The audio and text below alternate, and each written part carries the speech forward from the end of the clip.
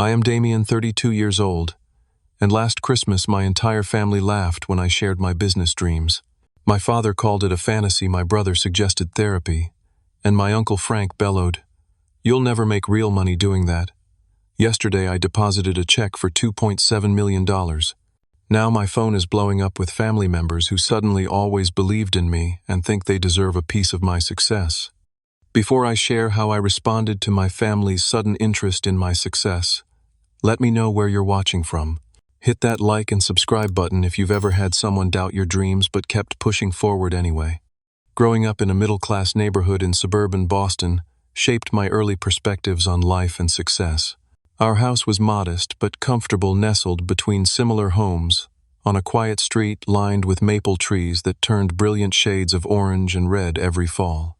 My childhood bedroom window overlooked our backyard, where I set up my very first business venture at age 8. A lemonade stand that evolved into a neighborhood refreshment service with my friends as employees. My parents, Robert and Catherine, were practical people who valued stability above all else. Dad worked for 35 years at the same insurance company, climbing from entry-level to middle management through consistent, methodical work. Mom was an elementary school teacher who found joy in shaping young minds, but always emphasized the importance of job security and benefits. They weren't risk-takers, and they raised us to follow what they considered sensible paths. My older brother Marcus was the golden child in their eyes. He excelled academically, never questioned authority, and followed the blueprint for success they had outlined. He attended an Ivy League college, went to law school, and secured a position at a prestigious firm in Boston. By 30, he had the perfect wife, the perfect house, in an upscale neighborhood, and the perfect career trajectory. Every family gathering featured some variation of, "Why can't you be more like your brother?" My younger sister Rachel completed the family success trifecta by becoming a doctor. She specialized in cardiology and married another doctor. Their combined income afforded them a luxurious lifestyle that my parents proudly bragged about to anyone who would listen. Rachel always had a competitive streak, constantly comparing her achievements to mine, and making sure everyone knew she was winning. Then there was me, the middle child with the impractical ideas. From an early age, I showed entrepreneurial tendencies that baffled my family. While other kids spent their allowance on candy and toys, I invested mine in supplies for my next venture. I expanded from lemonade to lawn mowing services by 12, and by 16, I had created a small neighborhood tech support business fixing computers for families on our block. College was a compromise. I agreed to study business at my parents' insistence, but I spent more time launching small campus ventures than attending classes. I started a textbook exchange service that undercut the campus bookstore, ran a late-night food delivery service, and developed a primitive app that helped students find study partners. None made significant money, but each taught me valuable lessons about what worked and what didn't. Halfway through my junior year, I made the decision that would create the first major rift between my family and me. I dropped out to pursue a tech startup idea full-time. The family intervention that followed was brutal. Dad called it a phase and offered to get me counseling. Mom cried for days. Marcus lectured me about throwing away my future, and Rachel questioned my mental stability. The consensus was clear: I was making the biggest mistake of my life. The next few years seemed to prove them right. I bounced between different business ideas, experiencing the roller coaster of entrepreneurial life. There were small victories, an app that gained 10,000 users before fizzling out, a consulting gig that paid well but dried up after 6 months, a social media management service that attracted local businesses but couldn't scale. Each failure was followed by smug, "I told you so" comments during family gatherings, coupled with job listings conveniently left on my place setting at dinner. I lived in a small apartment, drove a 15-year-old car, and sometimes struggled to make rent. Meanwhile, Marcus purchased his second home, and Rachel bought a vacation property in the Hamptons. Family photos featured them in designer clothes, while I wore the same button-up shirt I had owned since college. The contrast was stark and intentional, a visual reminder of the success hierarchy in our family. Despite the constant comparisons and disappointment, something within me refused to give up. Each setback taught me something valuable, and I kept refining my approach. I read every business book I could find, attended entrepreneurial meetups, and built a network of like-minded individuals who didn't think my ambitions were delusional. While my family saw a string of failures, I was accumulating the knowledge and experience that would eventually lead to success. Last year's Christmas gathering was hosted at Marcus's newly renovated colonial home in Brookline, an affluent suburb known for its excellent schools and proximity to downtown Boston. The house was a 6,000-square-foot showcase of his success, with soaring ceilings, custom woodwork, and the kind of kitchen that appears in architectural magazines. The moment I pulled up in my aging Toyota, I felt the familiar pang of being the family disappointment. The contrast between my life and theirs was immediately apparent. Marcus greeted me at the door in a cashmere sweater that probably cost more than my monthly rent, while his wife Amanda wore a tasteful array of diamonds that caught the light as she air-kissed my cheek. Their twin boys, dressed in matching holiday outfits, politely shook my hand before returning to their new electronic gadgets.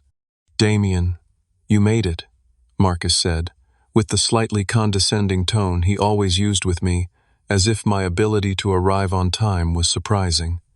"We were just talking about the Robertson case I just won. 7-figure settlement." He slapped my shoulder too hard. "But hey, what are you calling it these days?" "A startup." The house was filled with the extended family, our parents looking older but well-dressed in holiday attire.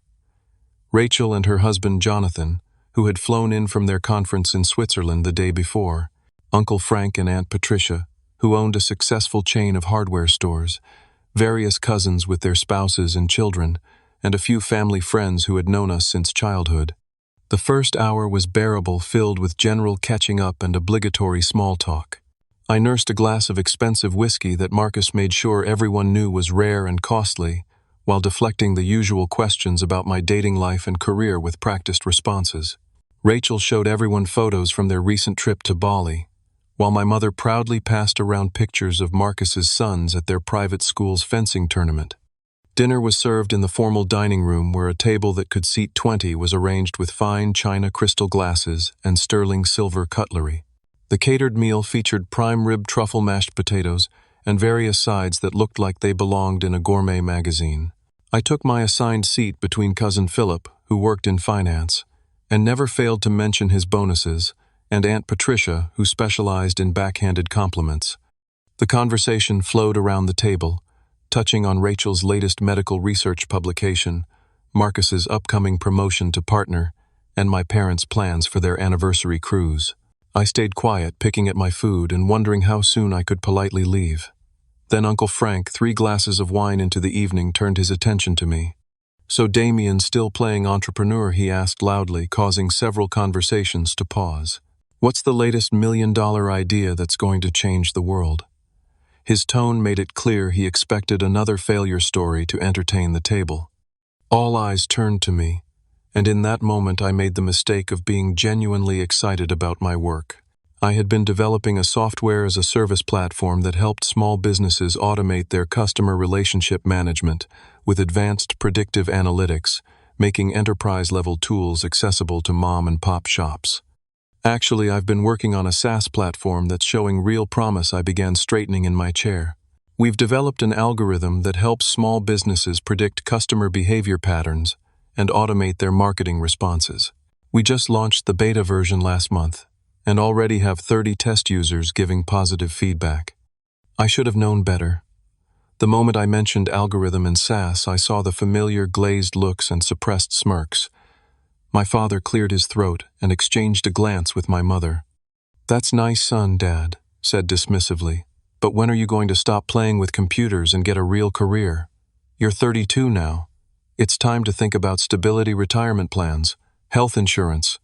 Before I could respond, Marcus jumped in with his lawyer voice, the one he used when explaining things to people he considered intellectually inferior.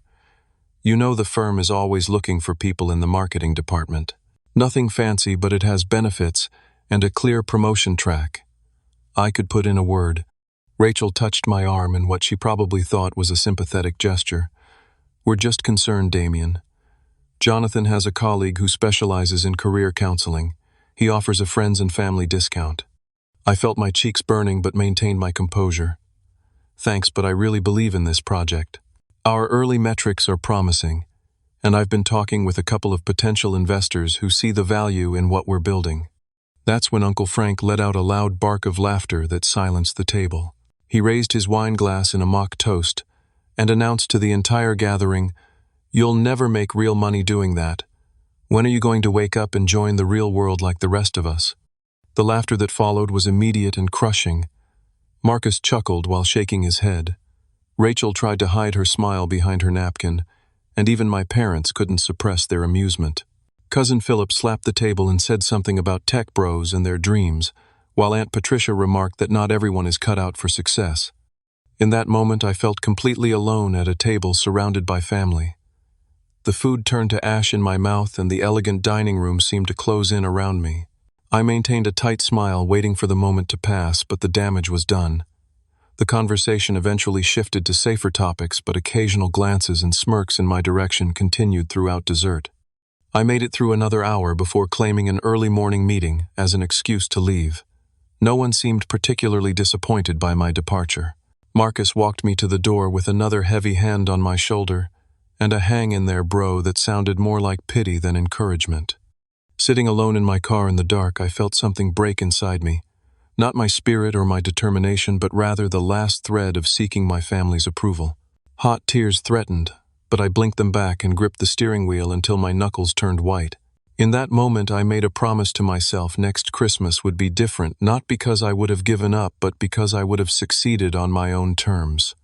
After the Christmas dinner debacle, I returned to my small one-bedroom apartment in Somerville, a haven for young professionals and graduate students who couldn't afford Boston proper.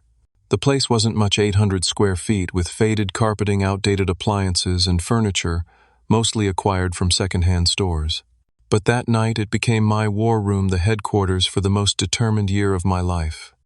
I spent the week between Christmas and New Year converting my hurt and humiliation into pure, focused motivation. The mocking laughter of my family played on repeat in my mind, not as a discouragement, but as fuel. I created a detailed business plan, mapping out every aspect of developing and scaling my SaaS platform. My living room wall became covered with whiteboards, sticky notes, and printouts of competitor analyses and market research. My concept was solid small businesses were underserved by existing customer relationship management software, which was either too basic or designed for enterprises with six-figure IT budgets. My platform, which I named Relation AI, would bridge that gap with sophisticated but user-friendly tools that required minimal technical knowledge to implement. The artificial intelligence component would analyze customer data to predict behaviors and automate personalized marketing campaigns. The technical challenges were substantial. I had decent coding skills but needed someone with expertise in machine learning algorithms and data architecture. Working 18-hour days, I divided my time between refining the business model and building a rudimentary prototype that could demonstrate the concept to potential technical partners. Sleep became a luxury. My routine consisted of waking at 5 coding until my day job as a freelance web developer started at 9, working client projects until 6, then returning to Relation AI development until midnight or later. Weekends disappeared, entirely replaced by marathon coding sessions fueled by energy drinks and determination. The breakthrough came in February at a local tech meetup in Cambridge. I was presenting my prototype in the 5-minute pitch segment when Samuel Johnson, a data scientist who had recently left a major tech company, approached me afterward. Tall and lanky with thick glasses and an intense gaze, Samuel didn't waste time with small talk. "Your user interface is decent, but your back-end architecture needs work," he said bluntly, "and your algorithm is too simplistic to deliver on the promises you're making." Most people would have been offended, but I recognized the critique as both accurate and an opportunity. I know I admitted. That's why I'm looking for a technical co-founder who can build what I'm envisioning. We moved to a nearby coffee shop and talked until they kicked us out at closing time. Samuel had been contemplating his own startup but was stronger on technical execution than business development. Our skills complemented each other perfectly. I understood the market and could translate technical capabilities into benefits that would resonate with small business owners, while he could build the sophisticated back-end that would make those benefits possible. By the end of the week, Samuel and I had formed a partnership.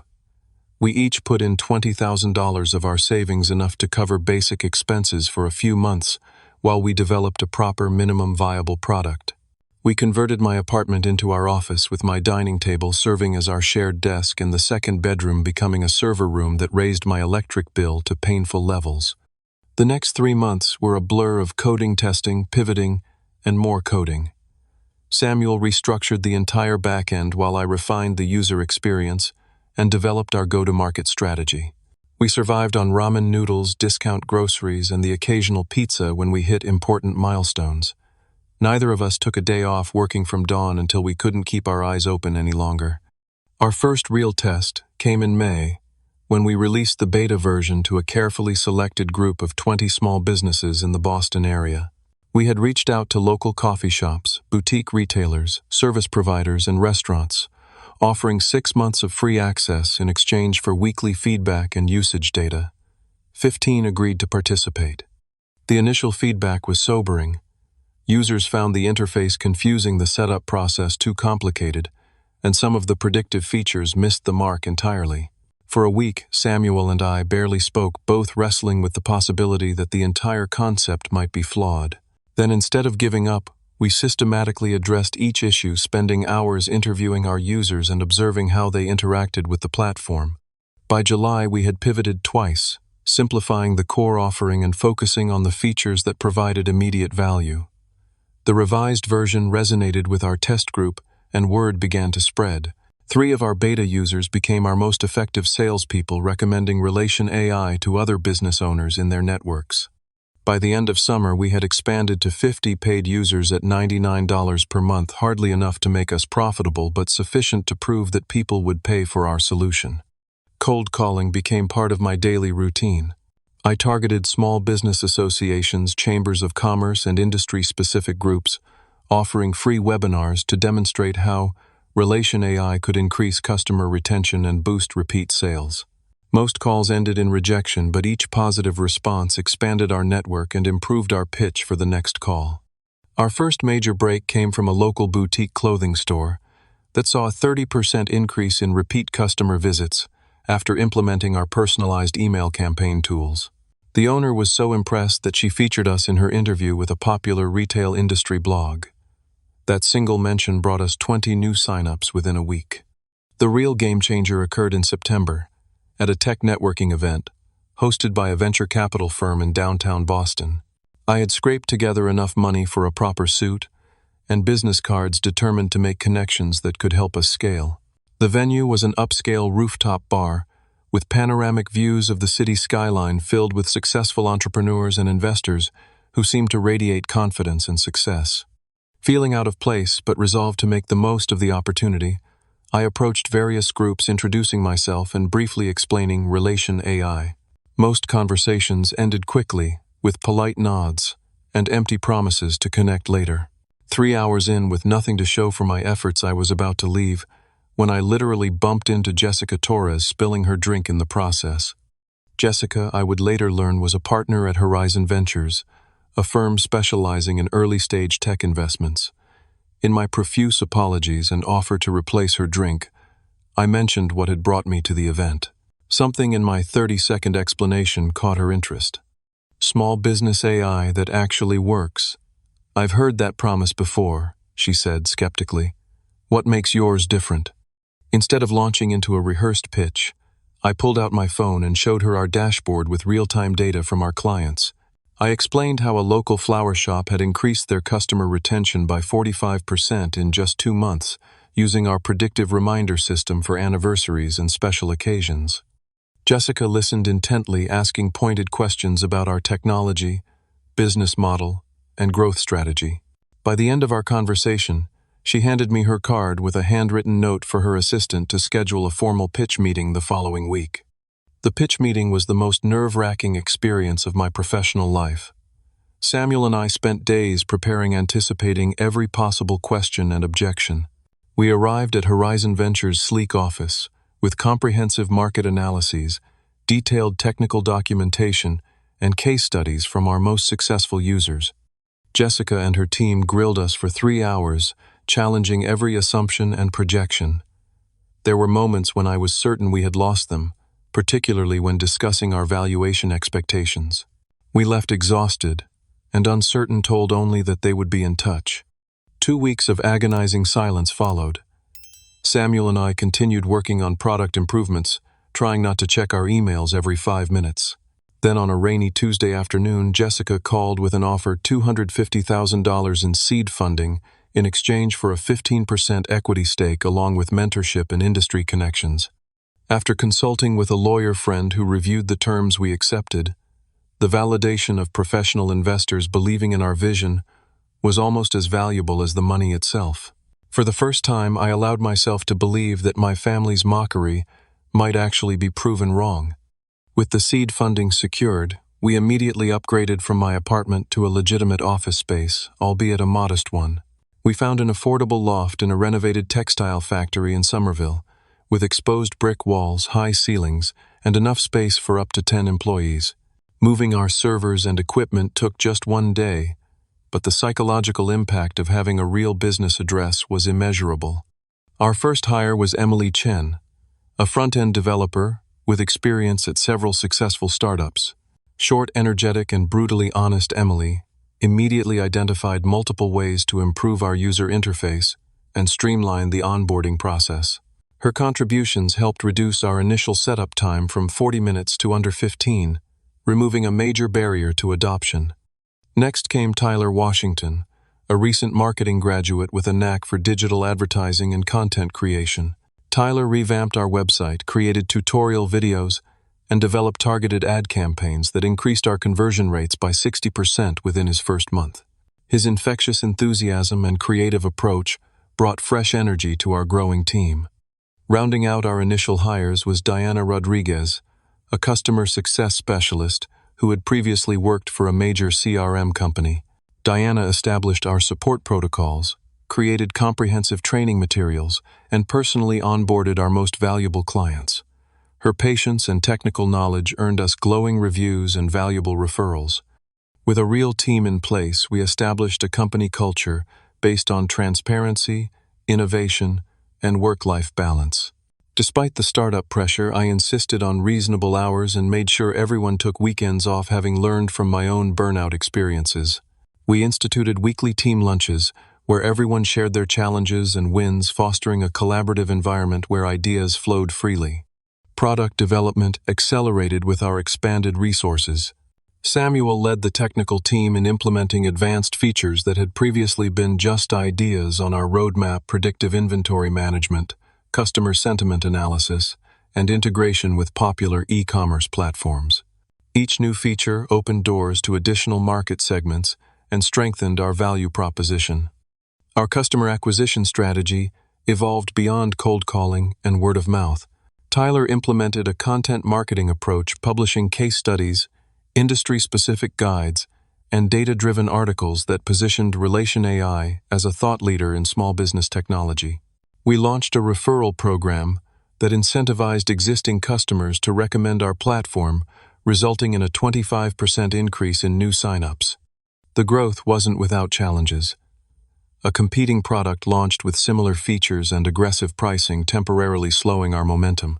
We responded not by lowering our prices, but by enhancing our product, adding exclusive features that addressed specific pain points our customers had identified. This approach not only retained our existing users, but attracted customers from our competitor who found their one-size-fits-all solution lacking in comparison to our tailored approach. 6 months after receiving funding, we landed our first major client, a regional chain of 30 fitness centers looking to improve member retention and upsell their premium services. The contract was worth $20,000 per month, more than doubling our recurring revenue overnight.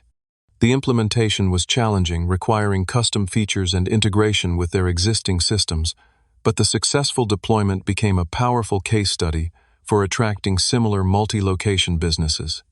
Our success began attracting media attention. A profile in Boston Business Journal led to mentions in industry publications and an invitation for me to speak at a regional small business conference. Each appearance expanded our network and brought new opportunities, including partnership inquiries from complementary service providers looking to integrate with our platform. Behind the scenes, however, we faced the typical growing pains of a scaling startup. Cash flow remained tight as we reinvested every dollar into growth. We had to carefully balance hiring needs against financial constraints, often requiring team members to wear multiple hats. Our server infrastructure struggled to keep up with increasing usage, leading to occasional performance issues that required emergency weekend work to resolve. The personal toll was significant. Though I enforced reasonable hours for my team, I rarely followed my own rules. Most nights I was the last to leave the office, often sleeping on the couch we had installed for late work sessions. My diet consisted of whatever could be delivered to the office, and my exercise routine had become non-existent. Friends stopped inviting me to social events, knowing I would likely cancel at the last minute due to work emergencies. The wake-up call came in April when I found myself in the emergency room with chest pains, convinced I was having a heart attack at 32. After a battery of tests, the doctor informed me it was severe anxiety and exhaustion, not a cardiac event. He was blunt in his assessment. If I continued at this pace, my next visit would be for something much worse. That health scare forced me to reevaluate my approach to building the business. With Jessica's guidance, I learned to delegate more effectively, trusting my team to handle responsibilities I had previously insisted on overseeing personally. I established actual working hours for myself and rediscovered the concept of weekends. The company didn't collapse without my constant presence. In fact, empowering my team members to make decisions often resulted in better outcomes than my sleep-deprived judgment would have produced. By summer, our user base had grown to over 500 paying customers, and our monthly recurring revenue exceeded $100,000. We had expanded to 12 full-time employees and moved to a larger office in the same building to accommodate our growth. The company was not yet profitable due to our continued investments in product development and marketing, but our unit economics were strong, with customer acquisition costs well below lifetime value. Our progress attracted attention from investors looking to participate in our next funding round. Jessica helped us prepare for these discussions, refining our pitch and financial projections. After considering multiple offers, we accepted $1.2 million from a consortium led by Horizon Ventures, valuing the company at $8 million pre-money. The investment would fund our expansion into new markets and the development of additional features requested by our enterprise clients. Throughout this period of intense growth and change, I maintained radio silence with my family. No Christmas cards, no birthday calls, no updates on the business. Their mockery had cut too deep, and I was determined that they would learn about my success only when it was undeniable. Little did I know that moment was approaching faster than I anticipated. The email arrived on a Tuesday morning in October, nearly 10 months after that fateful Christmas dinner. At first, I almost deleted it, assuming it was spam or a phishing attempt. The subject line read, "Potential acquisition discussion from a vice president at TechFusion, one of the largest enterprise software companies in the country. Why would a company with billions in annual revenue be interested in our relatively small operation?" Curiosity won out, and I opened the message. The content was brief but clear. They had been monitoring our growth and were impressed by our technology and market penetration in the small business segment, an area where their own offerings had struggled to gain traction. They were interested in discussing a potential acquisition and suggested a preliminary call later that week. I forwarded the email to Samuel and Jessica, half expecting them to confirm my suspicion that this was some elaborate scam. Their responses came within minutes of each other, both expressing cautious excitement and urging me to take the call. Jessica offered to join as an advisor, having been through acquisition discussions with other portfolio companies. The initial video call included 3 executives from TechFusion, the VP, who had emailed me their head of product strategy and a business development director. They explained that after multiple failed attempts to capture the small business market with scaled-down versions of their enterprise products, they had decided to explore acquisition as an alternative strategy. Relation AI had caught their attention because of our rapid growth, positive customer reviews, and our technology's scalability potential. They were particularly interested in our artificial intelligence components, which outperformed their own solutions in specific use cases, despite our much smaller development resources. The conversation remained high level, focusing on vision alignment and potential synergies rather than specific numbers. When they asked about our interest in being acquired, I gave a non-committal response about being open to opportunities that would accelerate our mission of empowering small businesses. After the call, our team gathered to discuss the surprising development. Opinions were mixed. Some saw it as validation of our work and a potential windfall, while others worried about losing control of the product we had poured our hearts into building. Samuel was particularly concerned about how our customers would be treated under corporate ownership, many of whom had chosen us specifically because we weren't a faceless conglomerate. We decided to proceed with discussions while remaining non-committal, a strategy Jessica strongly endorsed. "Let them show their cards first," she advised. "The more interested they are, the better your negotiating position." A week later, we received a preliminary offer, $1.5 million, primarily in TechFusion stock with a small cash component. The figure was disappointing given our recent valuation of $8 million in our funding round. More concerning were the terms. The entire team would be required to join TechFusion, with 3-year lockup periods, and the Relation AI brand would be phased out within 6 months. Jessica helped us craft a response that politely indicated the offer was insufficient, while keeping the door open for continued discussions. We emphasized our strong growth trajectory, unique technology assets, and the value of our established market position. Rather than countering with a specific number, we asked them to reconsider based on these factors. Their revised offer came 3 weeks later, $2 million, with improved terms regarding team autonomy and brand preservation. Still, it fell short of what we believed the company was worth. The negotiation continued through November, with incremental improvements to the offer, but no breakthrough moment. The process was emotionally exhausting. Each day brought new questions to wrestle with. Were we being greedy by holding out for more? Were we missing an opportunity that might not come again? How would this decision affect our employees who had trusted their careers to our vision? Lost sleep, weighing these questions, often finding myself in the office at midnight, running financial projections and growth scenarios. By early December, we had reached a stalemate. TechFusion's latest offer stood at $2.3 million with reasonable terms, but we had set $2.5 million as our minimum acceptable figure. After a particularly frustrating call where they indicated this was their best and final offer, I was prepared to walk away and focus on our original growth plan. That evening, Samuel and I stayed late at the office reflecting on the journey that had brought us to this crossroads. We reviewed our original business plan, laughing at some of our naive projections and marveling at how far we had exceeded others. Somewhere in that conversation, we gained clarity. This wasn't just about the money, but about ensuring the product we had built would reach its full potential and continue to serve the customers who had believed in us. The next morning, I called TechFusion's VP with a counterproposal. We would accept their $2.3 million figure, but with adjusted terms including greater protection for our team, guaranteed development resources for our product roadmap, and a performance-based earnout that could potentially add several $100,000 to the final amount. There was a long pause on the line before he responded, "Let me take this to the team. I think we might have a deal." 48 hours later, we received the revised agreement with all of our requested terms included, plus a surprise increase in the base acquisition amount to $2.7 million. Their explanation was simple. They wanted to start the relationship on a positive note, not with a sense that they had squeezed us on valuation. The final negotiations moved quickly, with attorneys from both sides hammering out the details over the next 2 weeks. On December 21st, exactly 1 year and 4 days after my family had laughed at my entrepreneurial aspirations, I sat in TechFusion's gleaming headquarters in downtown Boston, signing the final acquisition documents. The moment the last signature was in place, the room erupted in applause and champagne appeared as if by magic. The celebration continued that evening with our entire team and key investors at an upscale restaurant overlooking the harbor.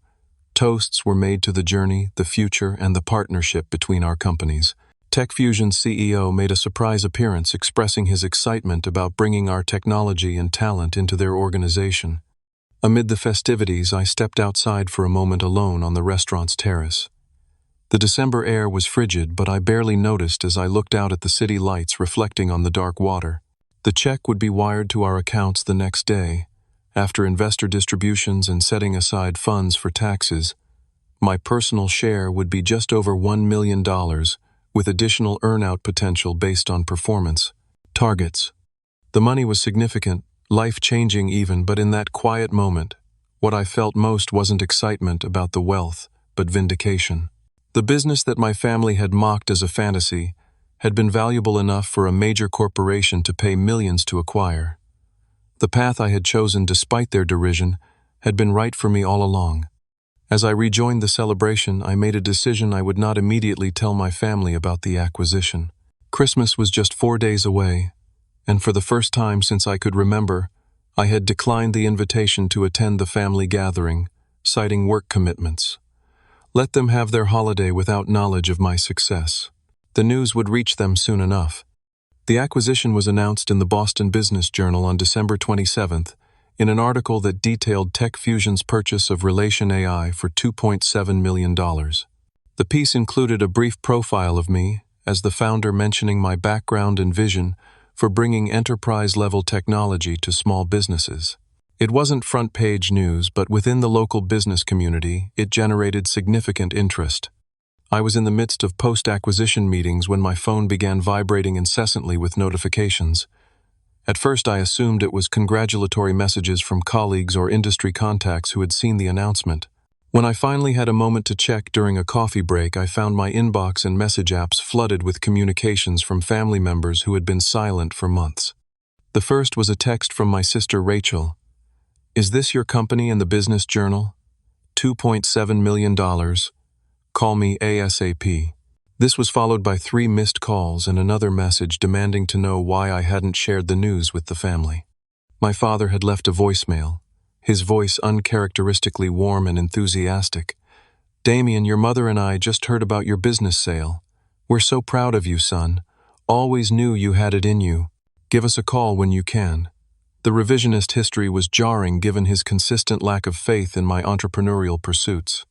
Perhaps most surprising was a LinkedIn message from Marcus, who had never before engaged with my professional updates on the platform. "Little brother, you've been holding out on us. Just saw the news about Relation AI. Always said you were the smart one in the family. Let's grab lunch next week, my treat. We have a lot to catch up on." My mother's message was the only one that contained a hint of genuine emotion. Her voice trembled slightly as she expressed how proud she was and acknowledged that she hadn't always understood my choices. "We love you, Damien. Please call us soon." It was the closest thing to an apology I would likely receive. Then came Uncle Frank's voicemail, the most brazen revision of reality I had encountered. "Damien, Frank here. Just read about your big success in the paper. Always told everyone my nephew was going to make it big in tech. Remember all those encouraging conversations we had? Anyway, call your old uncle when you get a chance. I've got some ideas I'd love to run by you." The audacity was almost comical. This was the same man who had led the chorus of laughter at my expense just 12 months earlier, publicly declaring I would never make real money with my business ideas. Now he was claiming to have been my cheerleader all along. By afternoon, the extended family had joined the parade of sudden interest in my life. Cousin Philip wanted to discuss potential investment opportunities. Aunt Patricia hoped I might contribute to her son's college fund, as he was interested in computers too. Second cousins I barely knew found my email address to share their congratulations and coincidentally mentioned their own financial challenges. The most transparent approach came from my brother Marcus, who followed his initial message with a more detailed email outlining his current financial situation. He and Amanda were planning to upgrade to an even larger home, but were just a bit short on the down payment for their dream property. He framed it as an investment opportunity for me, offering a promissory note with family-friendly terms for a loan of $200,000. Rachel's follow-up was equally direct, though couched in medical terminology. She and Jonathan were considering opening a private practice, but needed capital for the initial setup. Since I now had excess liquidity, perhaps I would be interested in becoming a silent partner in their venture. They would only need about $350,000 to get started. My father's second call avoided specific dollar amounts, but heavily emphasized that he and my mother were nearing retirement age with concerns about their financial security. He mentioned their mortgage, outstanding medical bills, and the cruise they had always dreamed of taking but could never afford. The implication was clear now that I had means I was expected to provide for them. The family grapevine worked with remarkable efficiency. Within 48 hours of the article's publication, I had heard from virtually every relative who shared a drop of my DNA, each message following a similar pattern. Brief congratulations, followed by financial expectations thinly, disguised as investment opportunities or reminders of family obligations. The familiar guilt tactics emerged quickly. My mother wondered why I hadn't shared my success with them, saying it hurt deeply to learn about it from the newspaper. Marcus suggested that family members should support each other's dreams, just like we always supported yours. The irony was apparently lost on him. Aunt Patricia took a more direct approach, stating plainly that family helps family, and reminding me of how they had included me in holiday gatherings even when I had nothing to contribute. The birthday checks she had sent during my childhood were specifically mentioned as past generosity that should now be reciprocated. The constant messages and calls left me feeling ambivalent and conflicted. Part of me wanted to respond with righteous anger, reminding them of their mockery and disbelief. Another part wondered if this was an opportunity to rebuild relationships on new terms, now that I had proven myself by their materialistic standards.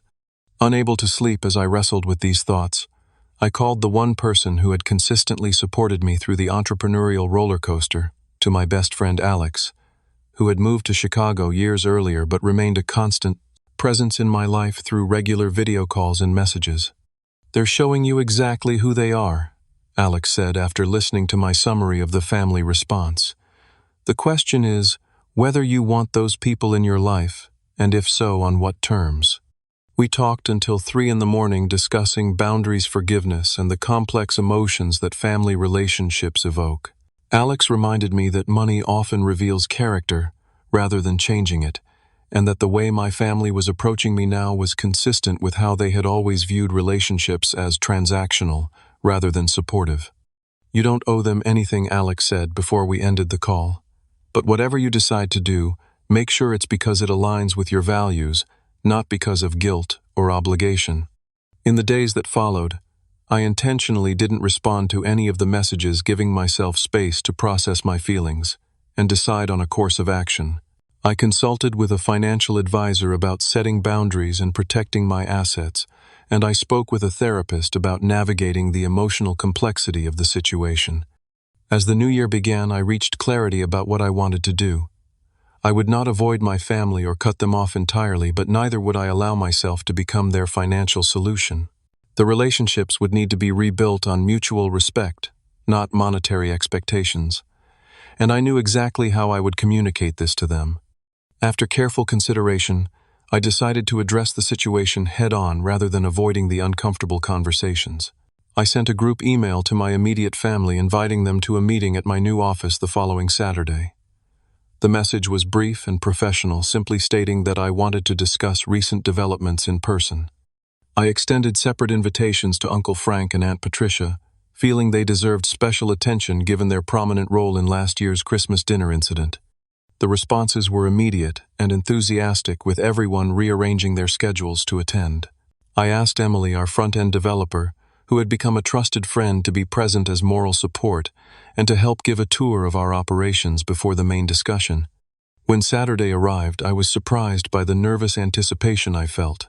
Our office, while modest compared to TechFusion's headquarters, was impressive in its own right, with our logo prominently displayed, awards and press mentions on the walls, and a collaborative workspace that reflected our company culture. I had arranged for a catered lunch to be set up in our conference room, professional but not extravagant. My family arrived together, having apparently coordinated their transportation. Their attire suggested they had dressed to impress Marcus in a tailored suit, Rachel in designer business casual, my parents in their Sunday best, and even Uncle Frank had traded his usual casual wear for a sport coat. Their expressions as they entered the office ranged from obvious impressed surprise to calculated assessment of the surroundings. "Welcome to Relation AI." I greeted them with professional courtesy rather than the familiar hugs they seemed to expect. "I thought you might like to see where it all happened before we talk." Emily led the tour, explaining our technology and introducing them to the weekend team members who were present. I watched their reactions as they began to understand the scope and legitimacy of what I had built. My father lingered at the wall displaying our client testimonials, while Marcus studied the industry awards with poorly concealed surprise. Rachel asked detailed questions about our business model, clearly calculating potential returns in her head. When we gathered in the conference room for lunch, the atmosphere was charged with unspoken expectations. Small talk dominated the first 15 minutes as everyone carefully avoided the financial elephant in the room. Finally, after dessert was served, I stood at the head of the table to address the reason for our gathering. I appreciate you all coming today. I began maintaining eye contact with each person. As you now know, Relation AI was acquired by TechFusion for $2.7 million last month. What you may not know is that the journey to that success was challenging, isolating, and at times profoundly discouraging. I paused, allowing my gaze to rest specifically on Uncle Frank, who suddenly became very interested in his coffee cup. Last Christmas, when I shared my vision for this company, the response I received was mockery and dismissal. "Uncle Frank, you told me," and I quote, "you'll never make real money doing that." Others around the table laughed and suggested I needed career counseling, a real job, or even therapy. The uncomfortable shifting in seats was visible, with my mother looking down and my father clearing his throat. Marcus attempted to interject with what appeared to be damage control, but I held up my hand. "I'm not sharing this to make you feel bad or to hold grudges. I'm sharing it because it's important to acknowledge our past interactions honestly if we want to have authentic relationships moving forward." The truth is that dinner was painful for me, but it also became a powerful motivator. Every time I faced a setback or doubted myself, I remembered the laughter and used it as fuel to prove you wrong. I walked around the table, slowly continuing my address. In the past week, I've received messages from nearly every family member suddenly interested in my life, and coincidentally in need of financial assistance or investment. Some of these requests have been subtle, others remarkably direct.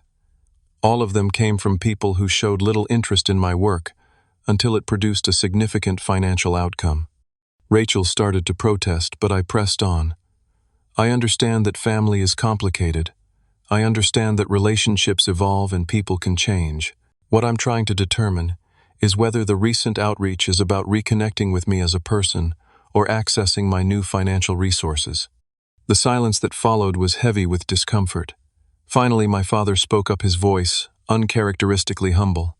"Son, we didn't always understand what you were trying to build. Traditional careers made sense to us because they were safe, predictable. We worried about you struggling when your siblings were settled. It wasn't right to dismiss your dreams, and I'm sorry for that." His apology seemed genuine, the first real acknowledgement of how they had treated me. My mother reached for his hand, tears in her eyes as she nodded in agreement. Uncle Frank was less contrite. "Business is business, Damien. Sometimes people need a challenge to prove themselves. Maybe what I said pushed you to work harder." His attempt to reframe his mockery as motivation was transparent and self-serving. "I appreciate your perspective, Uncle Frank," I replied coolly. "Now let me share my decision regarding the various requests I've received." I returned to the head of the table and sat down, making sure I had everyone's attention. I will not be providing direct financial gifts or loans to any family members. This isn't because I'm ungenerous or holding grudges. It's because wealth transfers without purpose often damage relationships rather than strengthening them. The disappointment was visible on several faces, with Marcus unable to conceal his frustration. Before anyone could protest, I continued with the second part of my plan. "However, I am establishing an education fund for all current and future nieces and nephews in the family, including Marcus's sons and any children Rachel may have in the future. This fund will provide up to $50,000 per child for college or vocational training expenses paid directly to the institutions." This announcement was met with mixed reactions: appreciation from my parents, calculation from Rachel, as she considered her future family planning, and obvious disappointment from Marcus, who had clearly hoped for direct access to funds. Additionally, I've consulted with a financial advisor about setting up a modest retirement supplement for Mom and Dad, ensuring they can complete their mortgage payments and take that cruise they've always wanted. This isn't because of obligation, but because I want to, and because they supported me in many ways throughout my childhood, even if we disagreed on my career choices. My mother began crying openly at this, while my father struggled to maintain his composure, managing only a gruff, "Thank you, son." For extended family, I continued looking at Uncle Frank and Aunt Patricia. I'm making a donation in the family name to a local entrepreneurship program that supports young people pursuing unconventional career paths. I believe in paying forward the success I've achieved, rather than paying off people who didn't believe it was possible. Uncle Frank's face reddened, but Aunt Patricia surprisingly nodded with what appeared to be genuine understanding. These decisions aren't negotiable, I concluded. They reflect my values and my hope for healthier family relationships going forward. I'm open to rebuilding connections with all of you, but those connections need to be based on mutual respect and genuine interest in each other's lives, not financial expectations. The reactions divided the family clearly. Marcus and Uncle Frank made quick exits after realizing no direct payments would be forthcoming, offering perfunctory thanks for the meeting and flimsy excuses about other commitments. Rachel lingered longer, her response more nuanced, as she processed the educational fund offer and its implications for her future planning. My parents stayed the longest, engaging in the first real conversation we'd had in years. Without the pressure of trying to convert me to their definition of success, we found common ground in discussing their retirement plans and sharing stories from my entrepreneurial journey that they had never heard. There was awkwardness and there were difficult moments, but there was also authentic communication for the first time in memory. Over the following months, my relationship with family members evolved along lines that reflected their true values. Those who had only been interested in financial gain gradually stopped calling when it became clear my boundaries were firm. Others, primarily my parents, and surprisingly Aunt Patricia, made genuine efforts to understand my work and reconnect on personal levels. The boundaries I established that day became the foundation for healthier relationships. My parents and I developed a new appreciation for each other's perspectives. We didn't always agree, but we learned to respect our differences. Their pride in my accomplishments became genuine rather than tied to dollar figures. Rachel and I established a cautious but improving sibling relationship. Her initial disappointment at not receiving direct funding evolved into respect for my principles, especially after her first child was born, and the reality of the education fund became more concrete. Marcus remained distant, our interactions limited to obligatory family gatherings, where he maintained a veneer of brotherly affection without substance beneath. As for my professional life, the acquisition proved to be just the beginning of a new chapter. The earn-out period with TechFusion went smoothly, with our technology successfully integrated into their enterprise offerings while maintaining its accessibility for small businesses. After completing my contractual obligations, I began mentoring other entrepreneurs and making small investments in startups with visions similar to what Relation AI had been. The experience taught me lasting lessons about success, relationships, and self-worth. I learned that external validation, whether from family or society, is fleeting and conditional. True fulfillment comes from building something meaningful and staying true to your vision, even when others cannot see it. Financial success amplifies who you already are, revealing both the best and worst in yourself and those around you. Most importantly, I discovered that the most valuable capital isn't financial but emotional and spiritual self-belief, perseverance, integrity, and the courage to establish healthy boundaries. Money can buy comfort and security, but it cannot purchase genuine connection or respect. Those must be earned through consistent character and mutual appreciation. Today, I measure my wealth not by the balance in my bank account, but by the impact of my work, the authenticity of my relationships, and my freedom to create on my own terms. The mockery that once cut so deeply has become a reminder of how far I've come, not just financially, but as a person who knows his worth beyond any dollar amount. Have you ever had someone dismiss your dreams only to change their tune when you succeeded? How did you handle the sudden shift in their attitude? Let me know in the comments below. If this story resonated with you, please hit that like button and subscribe to hear more experiences that might help you navigate your own journey.